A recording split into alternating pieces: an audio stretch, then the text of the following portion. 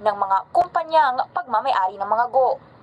Noong 2017, sa termino ni FPRRD, nakakuha umano ng higit kumulang 43.77 billion pesos sa infra funds ang Davao Region. That's double the amount of 2016's at karamihan sa projects kasama ang sa Alfrego at CLTG na delay o hindi naman daw natapos. Ayon pa kay Trillanes, dahil sa pag-award ng daang-daang public infra projects na ito sa mga kumpanyang nabanggit, tila nagpayaman ang next of kin ni Go. Sinusubukan pa ng Bilyonaryo News Channel kumuha ng pahayag mula sa kampo ni Go, pero wala pa itong sagot sa ngayon. Una na rin tinanggi ng senador noong 2018 na hindi raw lumalapit ang mga kamag-anak niya sa kanya para maglakad ng anumang proyekto o kontrata sa gobyerno. Para sa agenda, Hannah Tia, Bilyonaryo News Channel. Di ba? Dali, ano nga natin yan? I-ano natin to, share natin. Tuloy ang kalkala ng resibo. Share natin to sa, sa ating Facebook. Share. Share natin sa Facebook natin, no? Yan. Share natin. Sige. Yan. Yan. Yan, share natin, no? Sa ating Facebook. Okay. So, kita nyo. Nakita nyo, guys. Okay. So, tingnan pa natin yung isa. Flood in Davao. Over 100 families flee homes due to flooding in Davao areas. Yan, tingnan natin to. Yan. Over 100 families flee homes due to flooding in Davao areas. Flooding caused by heavy rains has displaced families in Davao Occidental and Davao del Sur. In Davao Occidental, 98 families in Santa Maria had to move to 7 evacuation centers as of 3:12 a.m. on Friday, June 13, 2025. These evacuation centers include the Fish Processing Evacuation Centers, Yellow Gym, 17, RHU, blah, blah, blah, blah, no? So, ang dami mga kaibigan, no? So, yan po, no? 100 families flee homes due to flooding in Davao City. So, ano na nangyari sa mga flood control projects? Ano na? Ano nangyari? Ito pa, in Davao City, kailan to? 2021. November 11, 2021, si Duterte pa nakaupo dito. For 600 family to flee homes. Ayan o, grabe. Parang dagat. Anyway, parang dagat. Davao City, Davao del Sur, Philippines, more than 2,400 people belonging to 614 families here left their home late Tuesday and early Wednesday after rain in the city caused the Davao River to swell and submerge nearby communities. Yan. So, Alfredo Baloran, Chief of the Davao City Disaster Risk and Reduction Management, said most of the communities hit by floods were near the bank of Davao River, including some Purok, some villages, and barangay, blah, blah, blah, no? So, saan to? Waan-Maa and barangay Bukana. Yan. So, yan po mga kaibigan, no? So, madami, no? Madaming mga, 6,000 families na nagre-represent ng more than 2,400 people. Yan. So, yan. So, kung may mga flood control projects na gumagana, hindi magkakaganito, di ba? So, yung mga kaibigan, dito tayo sa isumbong. Isumbong mo sa Pangulo.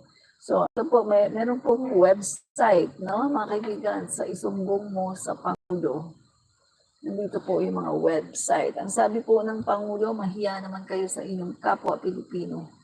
Mahiya naman kayo sa mga kababayan natin na naanod o nalubog sa mga pagbaha. Mahiya naman kayo, lalo sa mga anak natin, na magmamana sa mga utang na ginawa ninyo.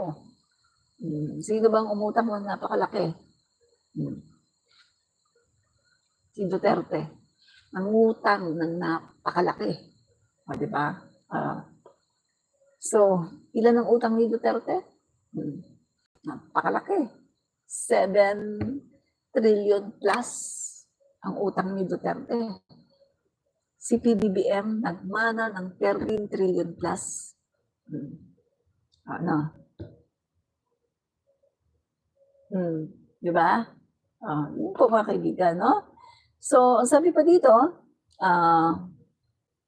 mahiya naman kayo sa mga anak natin na magmamana sa mga ginawa ninyo na binulsan nyo lang ang pera. Mahiya naman kayo.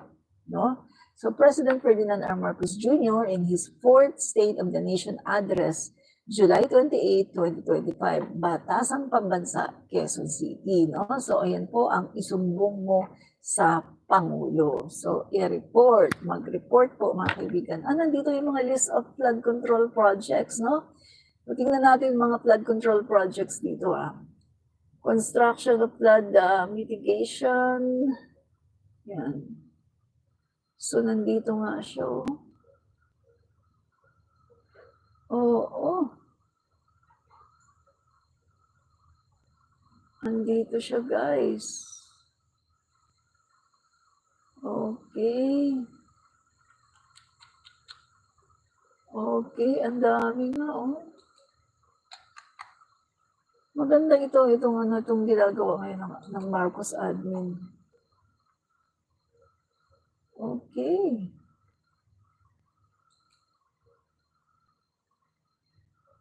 Okay. Ang dami.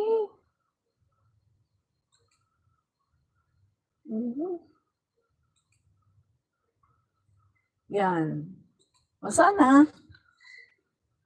Sana isali na rin dito yung 11,900 plus na flood control ng Duterte administration. Nasaan ang 11,900 plus na flood control ng Duterte administration? Bakit hindi yata natin nararamdaman? Diba? Bakit hindi natin nararamdaman ang 11,900 flood control projects ng Duterte administration? Bakit hindi yata natin nararamdaman? Nasaan yun? Bakit bumabaha? Nasaan ang bilyong-bilyon na mga pera na ginastos ng Duterte administration para sa flood control projects? Nasaan? Diba? Kailangan ilabas yan, lalo-lalo na tapos na ang 6 na taon ng Duterte administration. Ilabas yan, di ba? Ilabas yan. Yan talaga ang mukhang merong napakadaming anomalya. No?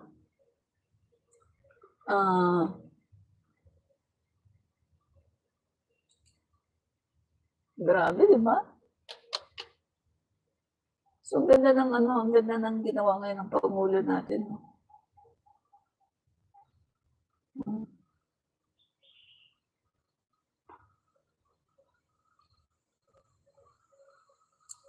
Okay.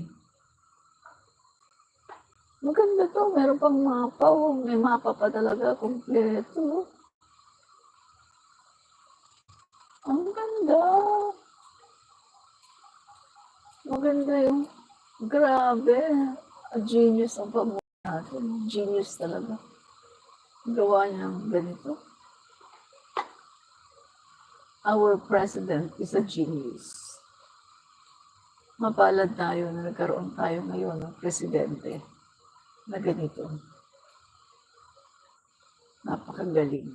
No? Oo, yung mga tao, hindi na kailangang magkagila. Kasi andito sa website na to, nandito lahat ng mga flood control projects. Nandito lahat, no? Pati yung mga pangalan, mga contractors. Hindi na kailangan maghagilap kung saang-saang website. Nandito na sa isumbong mo sa Pangulo. Genius talaga ng Pangulo natin. Pogi na. Napakabait pa. Genius pa. Samantalang yung sinundan niya, pangit na ng mukha. Baku-baku pa. Sama pa ng ugali. Self-confess na addict. Self-confess na rapist. Hindi naman rapist. Bastos na nang mamolestya ng babae. No? Self-confess pa na magnanakaw. At palamura. Self-confess na walang Diyos. Diba? At self-confess na nangungurap. Diba? Awarded pa, international awardee, the most corrupt person of the year 2017, Rodrigo Roa Duterte. Ang galing! The most corrupt person of the year. Ang galing. Diba? Ang galing, diba? Most corrupt person of the year 2017, Rodrigo Duterte. Ang galing! Palakpakan natin, palakpakan. Ay, isa mga DDS. Umiiyak na naman ang mga DDS. Umiiyak na naman sila. Mga iyakin. Iyakin. Mga iyakin. Huwag na kayo umiyak, oy. Huwag na kayo umiyak. Grabe naman kayo. Huwag na kayong umiyak.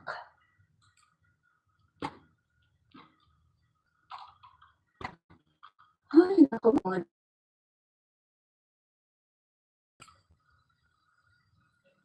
Nang umiyak ka.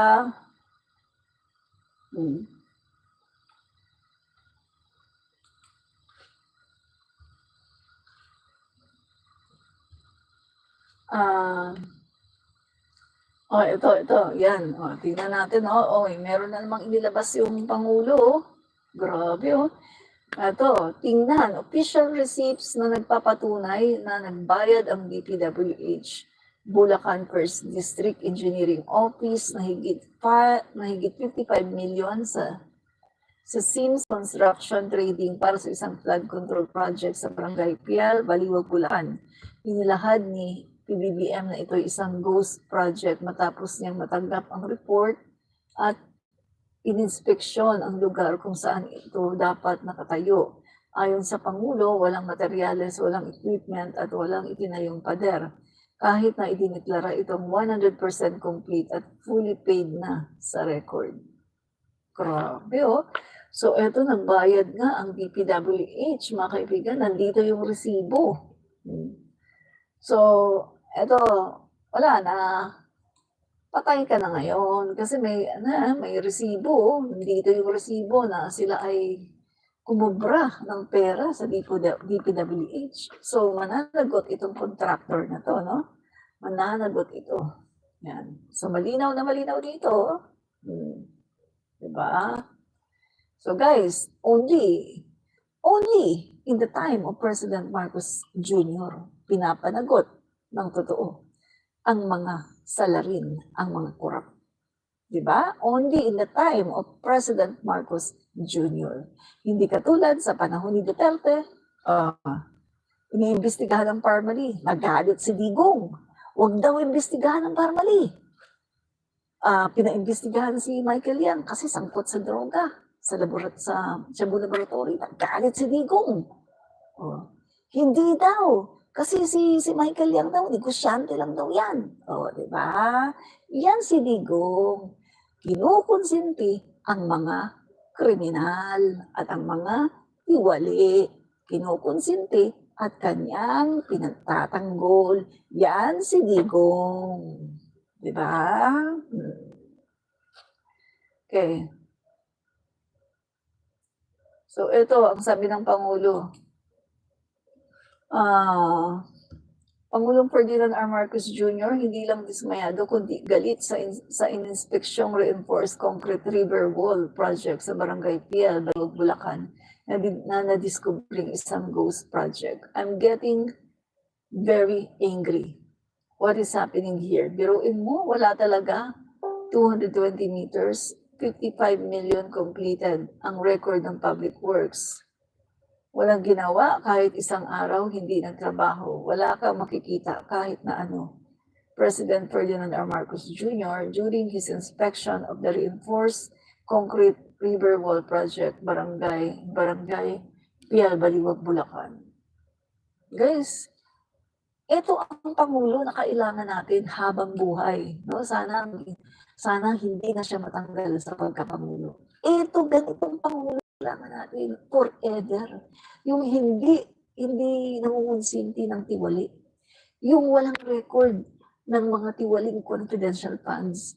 Yung walang record ng mga ghost employee, ghost students. Yung walang record ng korupsyon sa kanyang pamumuno. Ito ang kailangan natin. Mga kaibigan, naging vice-governor ito, naging gobernador ito, mga kaibigan. Pero walang record ng katiwalian. Yan ang kailangan natin na Pangulo ng Pilipinas habang buhay. Habang buhay, mga kaibigan. Kaya kailangan natin charter change at bigyan ng pagkakataon ang Pangulo ng Pilipinas na tumakbo 4 times more para ilagay natin siya sa pwesto bilang presidente ng Pilipinas hanggang sa siya ay dumating na sa kanyang age ng retirement, no? Ilagay natin ang ating Pangulong BBM. Yan ang kailangan nating Pangulo. Hindi natin kailangan ng Duterte ng mga kurakot, magnanakaw, self-contest magnanakaw, self-contest kurakot, self-contest atik, self-contest na bastos, mga kaibigan, no?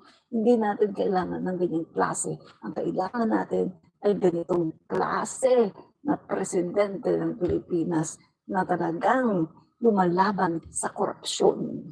No? Sabi ni Jose Rosalda, Madam, sobra ka na, masakit ka na sa anit.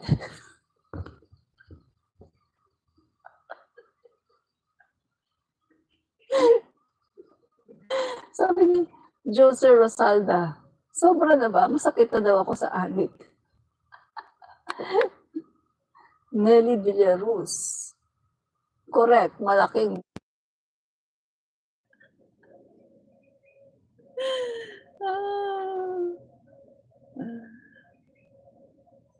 Para sa mga DDS, opo, talaga, masakit po talaga ako sa anit nila.